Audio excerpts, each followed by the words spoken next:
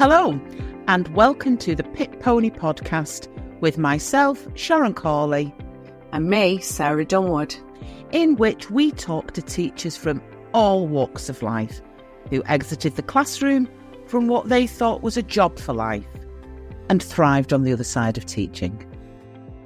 Coming up in this episode, I did 2.5 days of supply teaching. And I had always said, since being in China, after a couple of years, I'd said to myself that if I ever came back to the UK, I wouldn't teach in the UK again. And so I did 2.5 days supply teaching, and that confirmed it for me that I didn't want to come back to teaching in the UK. Hello, and welcome to a great episode of the Pit Pony Podcast with Rae Dillon. Now, Rae was teaching for 17 years. 9 of them were in China. 7 of them were in the UK. She taught online during COVID. Primary school teacher, so obviously I'm about to read out all of the responsibilities she had. Leadership responsibility, head of phase 3, head of English, PSHE coordinator, schools visits coordinator. They really do get value for money out of these primary school teachers. And Rae talked quite openly that her entrance into teaching was a backup plan. She wanted to go into publishing. But once she was in, and she fell in love with education. But she's not a teacher anymore. She's not in education anymore. Hello and welcome, Rae. What job are you doing now? So now I am a copywriter, editor, and proofreader with my own business. Perfect. Now, I know what some of those titles mean, and we will get into that a bit later on. But yours is a really, really interesting exit out of teaching. So can I start you off there, Rae? Can you talk to us about how you left teaching? Sure. As you mentioned, I was a teacher in China for 9 years. In 2020, I was on holiday in India for Chinese New Year when COVID started and the pandemic started. And basically, my flight back to China got cancelled and I got stuck out of the country. I ended up staying with friends, first in Kazakhstan, then in Thailand. Then they shut the border back to China and I couldn't get back. A bit of a long story, but in the end, I had to come back to the UK, even though I was supposed to go to Myanmar because I then had a new teaching job in Myanmar as well. And when I got back to the UK, first of all, I taught online for a year from the UK, but in Myanmar. So on Myanmar time, which meant starting work at 3 a.m. every day. So I did that for a year. And then I was like, no, I can't do this any longer. I did 2.5 days of supply teaching. And I had always said, since being in China, after a couple of years, I'd said to myself that if I ever came back to the UK, I wouldn't teach in the UK again. And so I did 2.5 days supply teaching. And that confirmed it for me that I didn't want to come back to teaching in the UK. Now, it's an interesting one, Rae, because we've got some insight here. Is there much of a difference between teaching in China and teaching in the UK? In some ways, yes. In some ways, no. So kids are kids, at the end of the day, they're all give or take the same. The behavior was a bit better, I will be honest, because teachers are much more respected in Asia than they are in the UK. So teachers are seen kind of on the same level as doctors and lawyers kind of thing are here. And so they're treated with the same respect that I think teachers should have here as well and worldwide. So that makes a difference. The other key difference is that obviously in the UK, there's a lot of expectation on teachers to work outside of their paid hours. And so many people outside of education don't realize that we only get paid for the hours we teach, with 2.5 hours, maybe 3 hours if you're lucky, a week non-contact time when you're not with your class, and you can use that time for planning, preparation, assessment, etc., etc. 2.5 hours a week is not enough time to do everything you need to do, not even close. So the key difference between the UK and China for me was that the school I worked at, I had 2 hours a day to do all of that. Wow. Which meant I could get it all done, or at least most of it done. My school day was longer. So school started at 8:10, finished at 3:30. I had to be in school 8 till 4. But, you know, I got paid for those hours and I had 2 hours a day to do all my planning, preparation, assessment, etc., etc. So We're actually sat here stunned, aren't we, Sarah? And did you get admin support as well? So in the primary school, because the school I was at was primary and secondary, in the primary school, every class teacher had a Chinese teaching partner. So they were more than a teaching assistant because they were Chinese staff. They could do all the communication with the parents who didn't speak English, you know, any government requirements from the Education Bureau, things like that. So they did all the communication side of things. So they were a teaching assistant, but they were more than that, which is why they were called teaching partners. So let's just reel this one back. You're paid to teach. You get ample amount of time, adequate amount of time to do what you need to do. And then you have a partner who's working with you in the classroom to do the things that you can't do. Should we let that sit for a moment, Sarah? Should we just let that sit? I don't have words. If people were actually watching it, mind is blown. So how did that compare when you came back to the UK and did those 2.5 days supply? Well, I mean, it just doesn't compare. You know, it really doesn't. Just, you know, all the extra hours you're expected to do outside of teaching that you don't get paid for. And that's what so many people don't realize, is that you only get paid for the teaching hours. You don't get paid for all the extra time that you're doing, your planning and marking and everything. And isn't there good packages that sit around, retention packages like housing benefits? Oh, absolutely. Yeah. So I had a housing allowance, which paid most of my rent every month. So I paid about £100 a month's rent. My bills were about £50 a month because the cost of living is pretty cheap in China compared to the UK. I had a flight allowance, which covered my flights there and back once a year. And I got paid more as well. And the cost of living was less, so I could travel every school holiday and save money and paid off all my debts. I paid off all my student loans or everything like that as well in the first, I think, 3 or 4 years I was there. I think it's the first time I've ever heard teaching almost feel like the corporate world, where there's retention, there's ribbons and bows attached to it.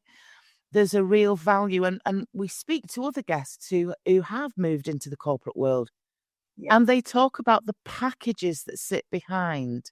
Because once you've invested in training somebody, inducting them into your business, they've got a value then. You don't want to lose all of that. So you retain them. At my head office, I'm really flexible with leave, with working hours, with hybrid models of working from home.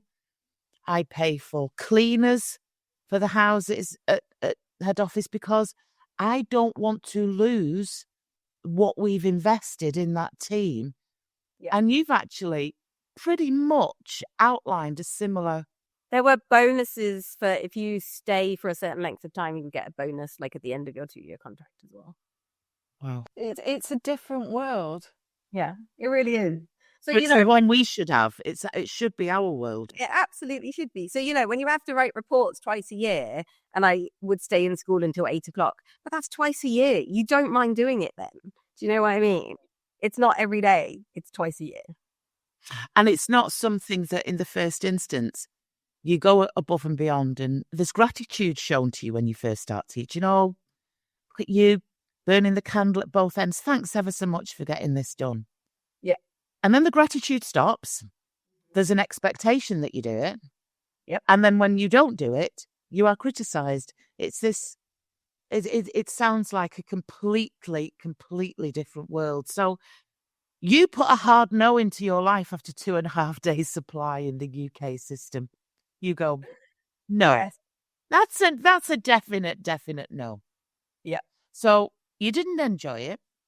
You've now got to pivot to a certain extent into what I suspect was your original love, which was stepping into the world of publishing.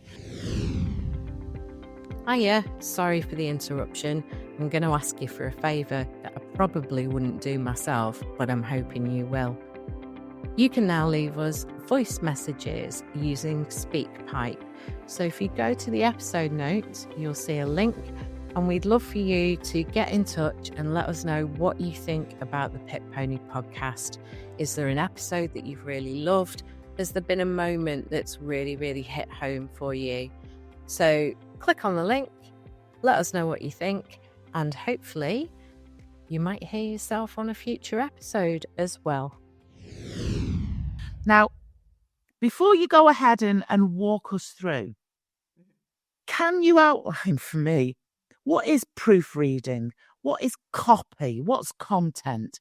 Because let's imagine our listener thinks I quite like the sound of that, but don't really understand what she's talking about.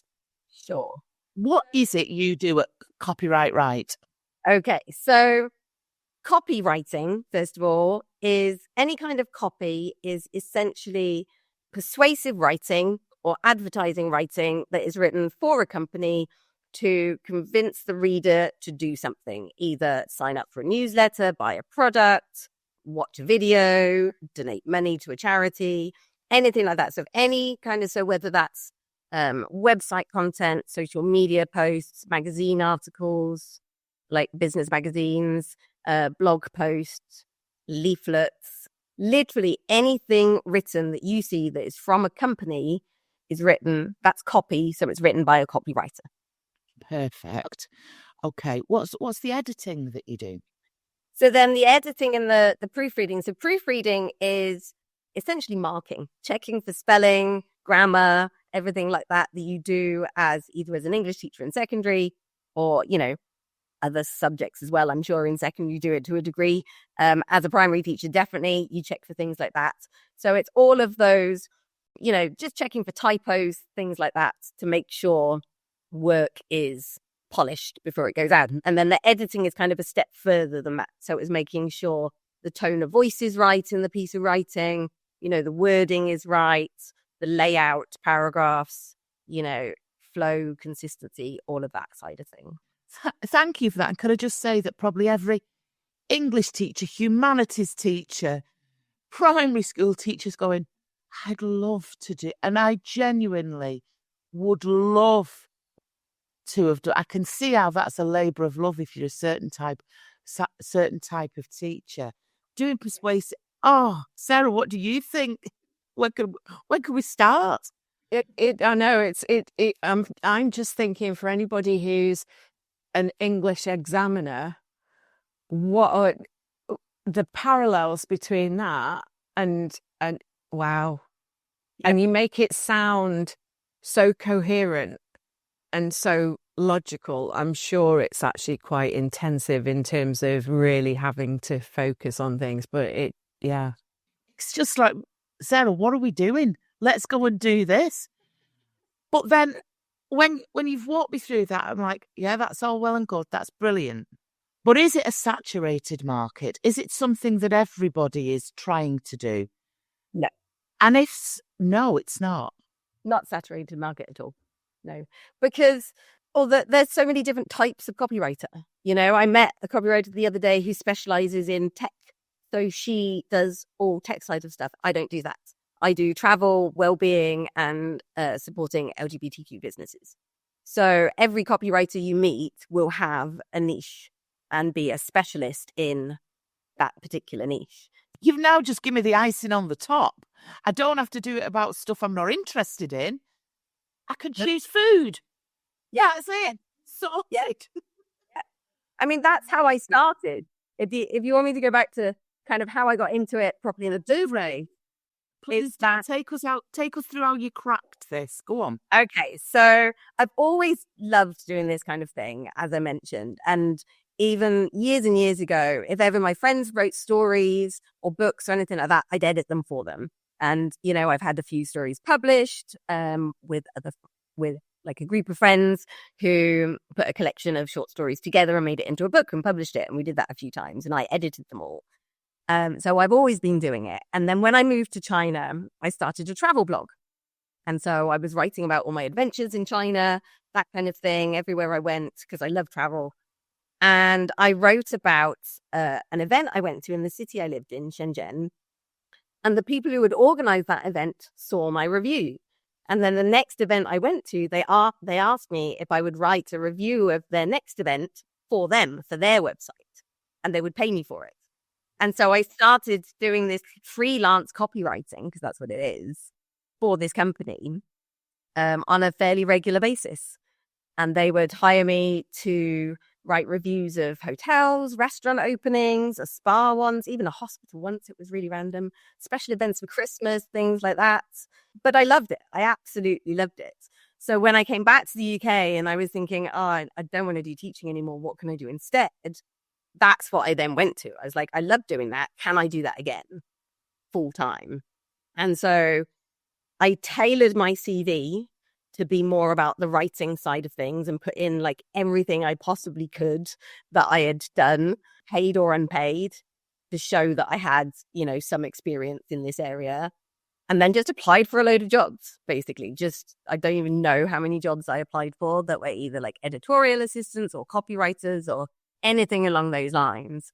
And in the end, I got a job as the copywriter for a logistics and transport company, which, you know, would not be my first choice for sure. No. But it was actually a really good experience. I learned an awful lot while I was in it and I think they learned a lot from me as well, because I was the first copywriter at the company. And I learned a lot while I was there about vans and forklift trucks and lots of things that I never thought I would know anything about. Can I just take you to something there, Rae, because it features a lot in the Life After Teaching group. You talked about tailoring your CV. Yeah. And then you talked about applying for jobs. Yeah. As teachers, we know how to apply for a teaching job. We pretty much know the walkthrough, the covering letter, the CV, how we capture our experience. We'll be invited in for interview. They might observe a lesson, blah, blah, blah. We're familiar with that. Yeah. Now, actually starting to apply for a job that's not in teaching, when, like you said at the beginning, I had to tailor that, where I almost watered down my teaching and bigged up my other skills. Then you applied for multiple positions until you got one. Yeah. Can you just spend a little time talking through that process for somebody who is trying to come out of teaching, get a job elsewhere? How did you cope with rejection? The whole process of doing that. Yeah, you have to have kind of the mindset that, you know, every rejection takes you one step closer to a yes. You've got to have that mindset, because otherwise you will get loads of rejections.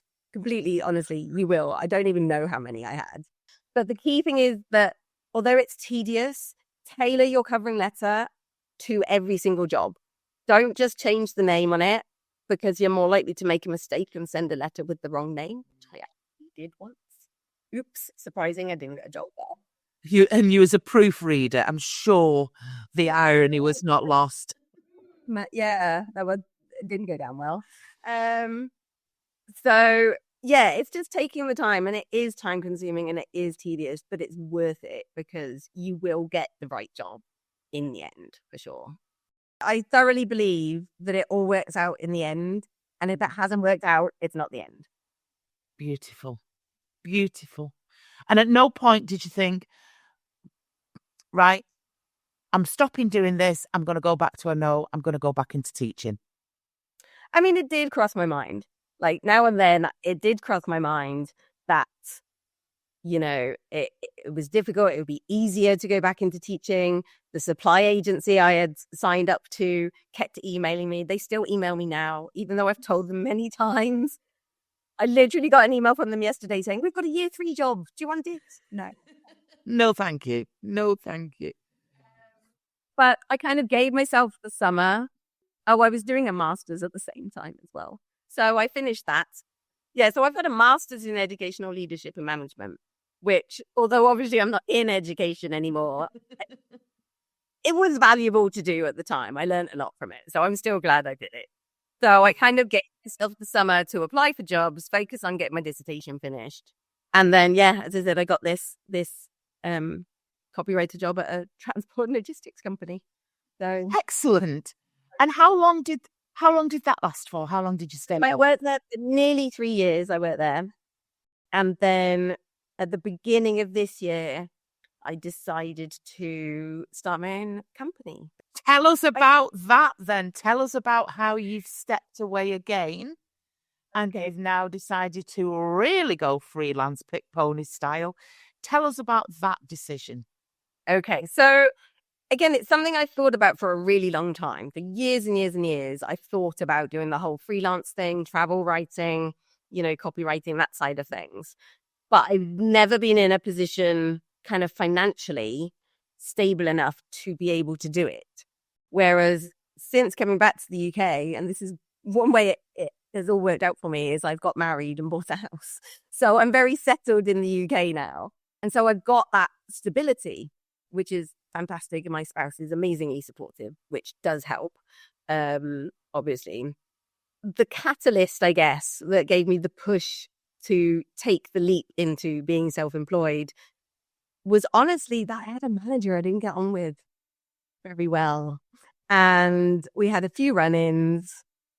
And I, as I said, I'd been thinking about it for a while. And that's what just gave me the push to take the leap.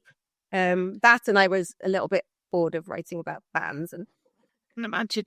Do you think once you've left and put boundaries in, like you did with supply teaching, and then you find yourself in another position, once you've left and once you've said no, do you think it's almost impossible to become trauma bonded to a situation again once you've realised there is life out on the outside?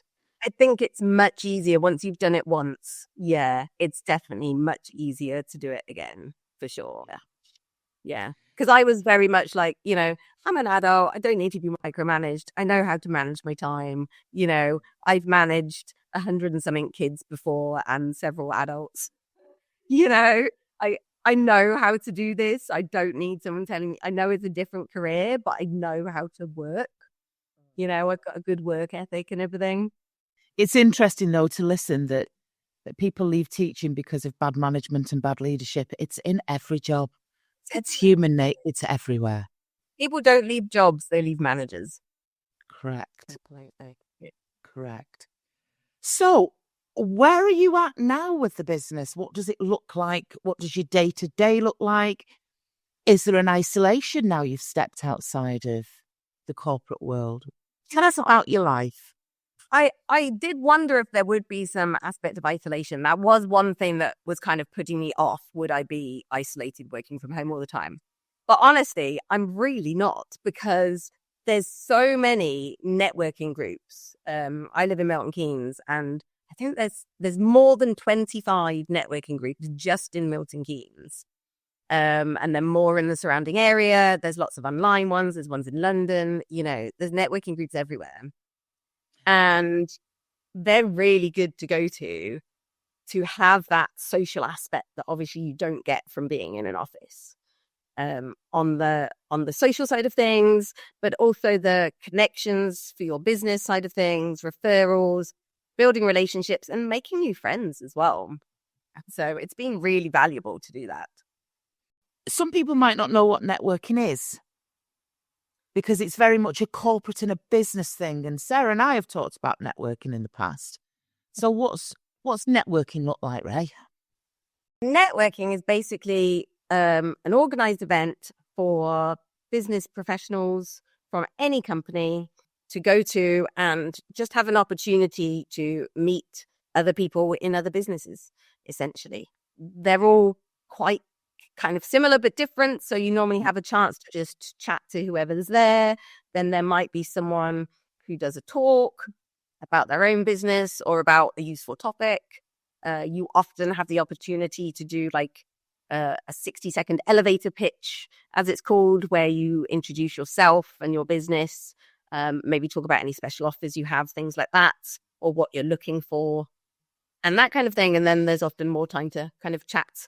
Once everyone's introduced themselves and you know what everyone does, and you have another chance at the end to chat to people again, maybe swap contact details, connect on LinkedIn or whatever, and speak to the people that you want to speak to. So they're really useful things to do. I think LinkedIn's an interesting one, Sarah and I, we do LinkedIn. People are frightened of LinkedIn. They sometimes don't know what it is. They think it's this very stuffy grey world that looks a little bit like an interface for Facebook, but isn't. LinkedIn's great, isn't it, Sarah? You like LinkedIn? I do like LinkedIn, but I had that attitude 3 years ago that it was stuffy Facebook. And I do think LinkedIn has evolved massively in the last couple of years. I think people have gone into it feet first and a lot more. And it might be to do with who I follow and who I'm connected with, but I see a lot more openness about the challenges that people are facing in business and things like that, rather than it just being, I was about to swear, I'm not going to, but that kind of very superficial look at my business, blah, blah, blah. I like it. And I think I've found some really supportive little clusters of different businesses that are completely at the opposite of what we do, but that are supportive in terms of the way that we all interact with each other. So I love it. So I think what you've done there is you've certainly wet the whistle of this old English teacher, because it sounds that you finally got there in the end, full circle. You're in the world that you want to be in. So what are your plans this year for the business? What do you want to achieve? What should we look out for? So that's a good question. There's a couple of different things I'm doing. I'm talking to a few prospective clients at the moment. So obviously I want to grow my client list. And then in the new year, I'm actually going to start doing some motivational speaking and talking about my adventure through COVID and how it all works out in the end. Yeah, so I'm going to be taking bookings for that from January. There'll be a link on my website when it comes back, and on LinkedIn and everything else. But in the meantime, I'm basically just happy kind of working with the clients I've got. I'm updating website content for a couple of different clients, and then looking at editing a couple of books as well. I've already edited one book, which is being launched later this month as well. So yeah, basically just really enjoying being self-employed, being able to work when I want to work, where I want to work, with who I want to work. And yeah, just really enjoying it. Well, you are ticking all these boxes, and I'm going to be fascinated to ask you this question. Rae Dillon, what's your sliding doors moment? Well, I mentioned earlier that since coming back to the UK, I've got married. So we got married in September 2022 in Bora Bora, French Polynesia. And of course, if I was a teacher, there's no way I could have done that. Well, what date did you get married? It is the 9th of the 9th, 2022. So the chances are the 9th of the 9th could have been an inset day. So in class, yeah.